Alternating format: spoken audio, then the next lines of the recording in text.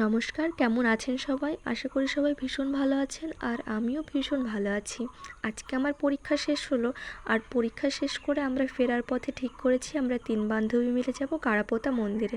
এই মন্দিরে আমি ২ বছর আগে এসেছি আর খুব ইচ্ছা হচ্ছিল যে আজকে একটু আসবো সেই জন্য।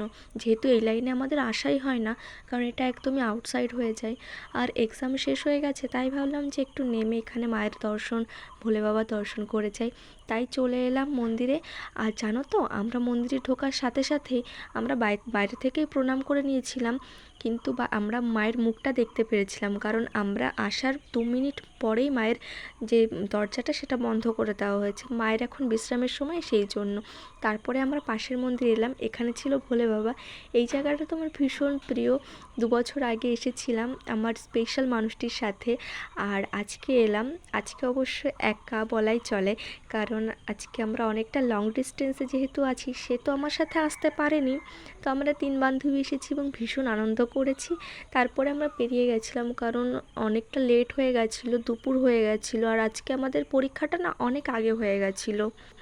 আর পরীক্ষা দিয়ে আমরা ফেরার পথে একটু ভিডিও করে নিচ্ছিলাম, কারণ এই দিকের এত সুন্দর মাঠ, আর এই সময়টায় তো সবাই ধান কাটে, তো চারদিকটা না খুব সুন্দর লাগছিল, তাই একটু সবাই ভিডিও করছিলাম আমরা।